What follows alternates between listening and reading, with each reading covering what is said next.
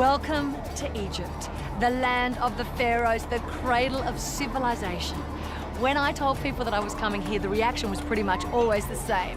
Oh, that place has always been on my bucket list. It just has that effect, doesn't it? And over the next 3 weeks, with Scenic, we are going on the most magical journey.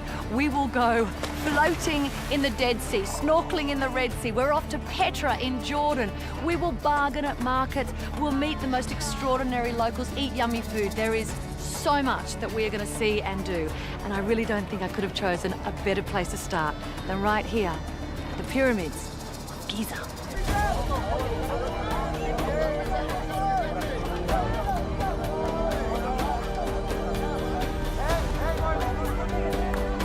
Scenic's 20-day Essence of Egypt and Jordan journey truly is an adventure of a lifetime, with mind-blowing sights, incredible legendary hotels, a luxury cruise on the Nile, and experiences you will remember forever. We are kicking it all off in the absolutely bustling Egyptian capital of Cairo at its #1 attraction.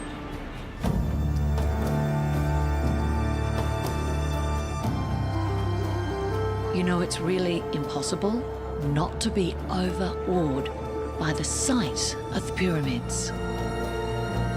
The biggest of Giza pyramids, duly named the Great Pyramid, is one of the 7 wonders of the ancient world. And not only is it the oldest of the 7, it's also the only one still standing. Do you still get excited when you come here? Does your heart race whenever you come here still? Definitely, definitely. Every time, I consider it like a time machine. You put yourself in a time machine and then you go back 4,600 years of time. Is it amazing? Amazing.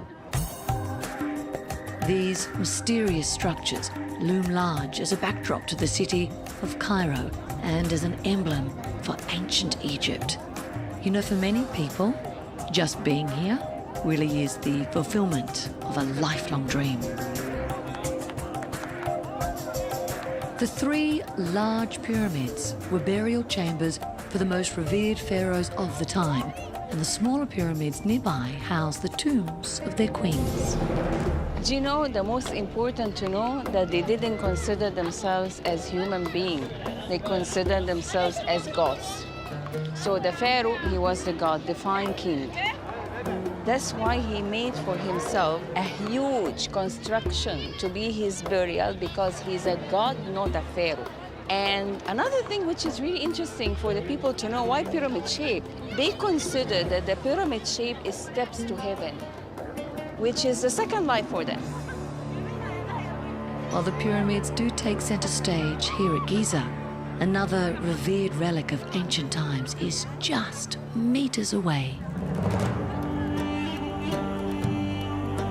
The Great Sphinx is more than just an icon of ancient Egypt. It is a symbol of the mysteries of this time. Is it true that Napoleon Bonaparte shot the Sphinx's nose off? Yes, very true. It is true. When the French were here between 1798 to 1805, it was said that he did that, and something really happened between this date and when the British were in Egypt, because it's now in the British Museum. The French shot it off, but the Brits got the nose. Exactly. Now, if you would like to linger a little longer gazing at the wonders of the ancient world, then you are in luck. The Mena House Hotel is one of Scenic's special stay locations, and I think you can see why. Wow, how amazing is that? I'm pretty sure when you look up room with a view in the dictionary, this is the hotel room they should use for the picture. It is amazing. And it's a good place to explain why Scenic obsess about finding you the best hotel in every location, because it really does matter. Here in Cairo, a city of 25 million people, you want to be right next to the pyramids. And there is only one hotel that offers you this. Amazing.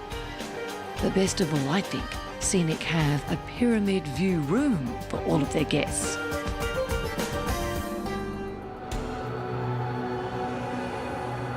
Stop one of our Essence of Egypt and Jordan journey with Scenic is the bustling Egyptian city of Cairo. The very best place to get an overview, I think, of this ancient city come modern metropolis is at the Citadel.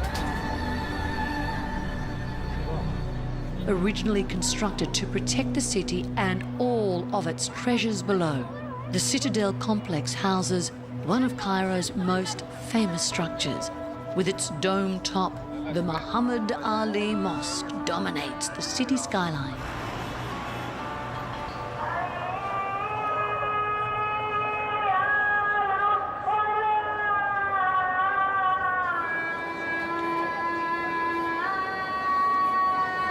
Hanan, this is not what I was expecting. We've got little children going crazy, people taking selfies, some people praying. It's very family-oriented. Yeah, it is, because this mosque is from 1830, so it's very old. It's an antique now.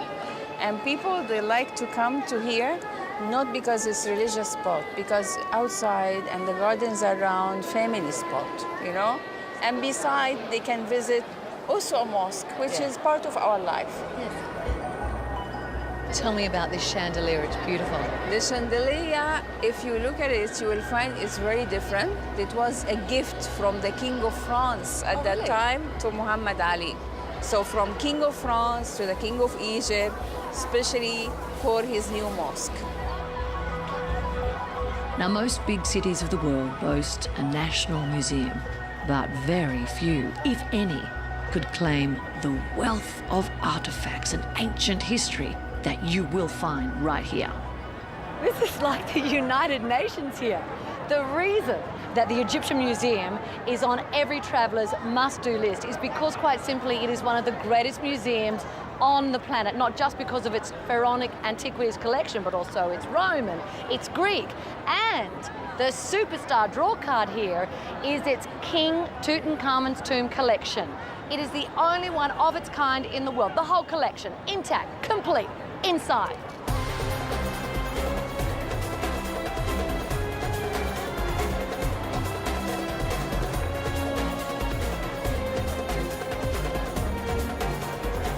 This is the masterpiece of all the treasures of Tutankhamen. I love it myself because it's his actual throne that he used when he was on the throne of Egypt. And the lovely thing is, in the back of the throne, we have a family scene of him and his wife together. You could not put a price on something like this, could you? No, never. Because it tells a history, it tells a story. It's not just the material. Of course, it's covered all with gold. Of over 100,000 artifacts in the museum, it's the thousands of items from King Tutankhamen's tomb that hold pride of place. This mask, it's solid gold, and this used to be on the top of his coffin, which had his mummy, you know? Face feature of the king and his beard. By the way, you have to know, he never had a beard in his lifetime. This used to be attached to be a royal sign. Hanan, now that I see this in front of me, I cannot believe the detail, how beautiful it is. It really has to be seen to be believed, doesn't it? Exactly. You cannot believe that this is 3,500 years. And it's not just the details, it's the condition, perfect condition.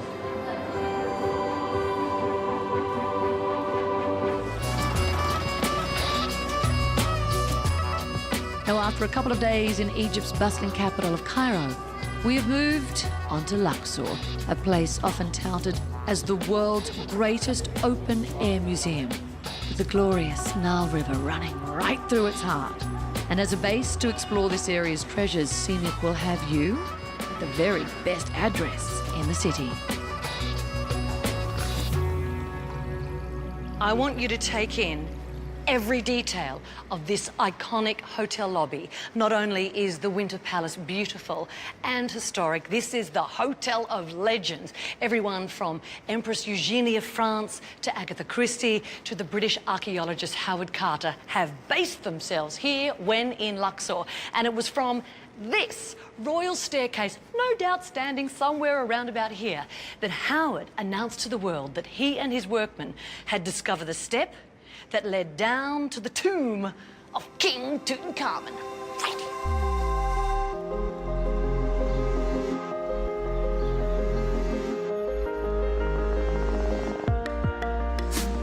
Built in 1886 by British explorers, it's kind of a blend of rich colonial design with the glory of the ancient times. Rooms at the front, they overlook the banks of the Nile.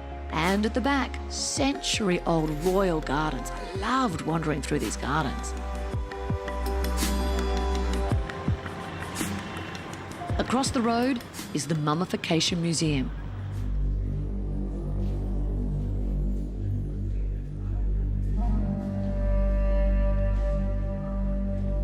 So, you know that the Egyptians believed that the afterlife was better than anything you could possibly experience here on this earth. They wanted to be completely prepared, look their best, have everything from sacred animals to fine food to take them to that paradise. What amazes me, though, is when you look at the instruments, when you look at the detail involved. This happened 3,000 to 5,000 years ago. What kind of a society was that? Extraordinary. Over many centuries, the ancient Egyptians got the mummification process down to a fine art. So that body has been stuffed and layered and wrapped. Exactly. It's ready now, so stuffed, ready, and then they wrap the body in linen bandages, like all over the body. Then they put the death mask on the face. And the death mask, that's for the spirit, to recognize its own body. And so have they built the face up? Exactly. They stuff it so it would be like, gives that baby face, like modern plastic surgery nowadays, yeah? He's had a little bit of filler. Exactly. It's a filler. You can see the cheeks being filled.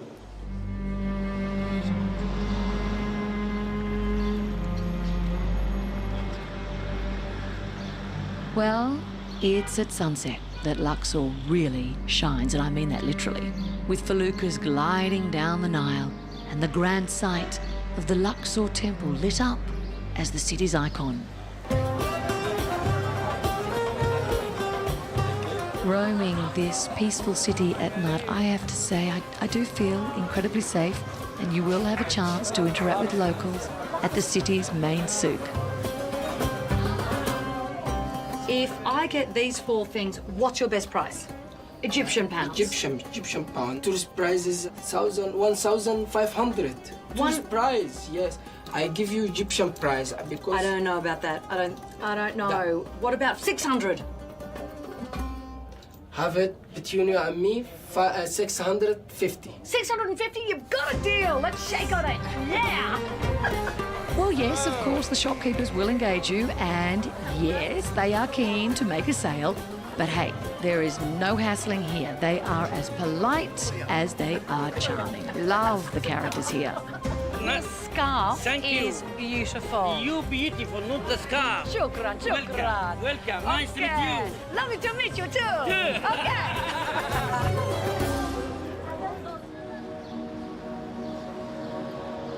In a country of ancient riches, Egypt's west bank of Luxor is arguably the biggest treasure chest of them all. For the early Egyptians, the sun setting in the west signified the end of the day and the end of life. So the tombs and mausoleums were built on the west side of the Nile. Now, one of the most impressive is the mortuary temple of Ramses III, locally known by its Arabic name, Medinet Habu. So, no other gate is like this. Yes, it's totally different gate. It was built in a style of Syrian castles. And that was because Ramses Ramses III he fought in Syria quite a lot. And he's the last great pharaoh ever. Because after that, the ancient Egyptian civilization started to decline. It's a wonderful place. I actually feel quite emotional and overwhelmed. It's so huge. To see the paint on the walls, to see these incredible inscriptions. Ironically, one of Egypt's most impressive sites is found underground. Right, so heading to the Valley of the Kings, to the gate. Are you excited now? This is totally impressive.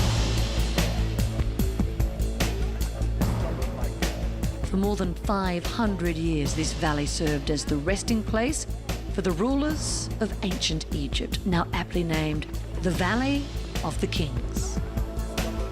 So how many tombs are there? 63? No, 64. 64? They keep finding every now and then there's like new tomb and more excavations. Why would they build their tombs here? Yeah, because mainly they found a natural pyramid in this area, and the pyramid shape was sacred shape for them. So that's why they chose this valley, not next door valley. This is Ramses III, the last great pharaoh. And Well, although most of the riches and the treasures have long since been removed and raided, the images and hieroglyphics remain, thank heavens for that. Incredibly, they are still vivid and detailed all these centuries later.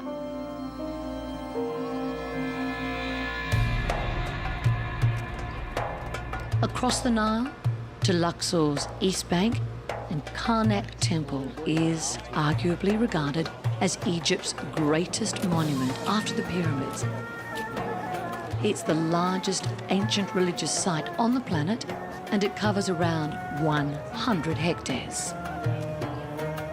here we have the statue of Ramses II and his beloved wife Nefertari. How many wives did Ramses II have? Ramses II, not less than 57 wives. 57 wives. 90 sons and about 60 daughters. He had quite a very small family. Covering an area of over 5,000 square metres, the hypostyle hall is absolutely mind-blowing in both size and structure.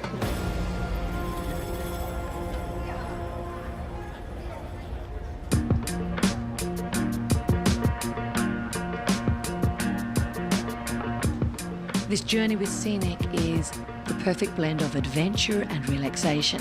And after a day of exploring, this is where we are lucky enough to unwind. The luxurious Sanctuary Sunboat is our abode for the next few nights as we glide down the famous Nile River. Well, did I keep my promise, or what? Did I not say to you at the start of this show that we would be seeing the most mind-blowing sights and saying yes to adventures that absolutely humble you as a traveller? And we haven't even sampled the Nile yet, ancient Egypt's original highway. I think it's time we stop being in denial about the Nile.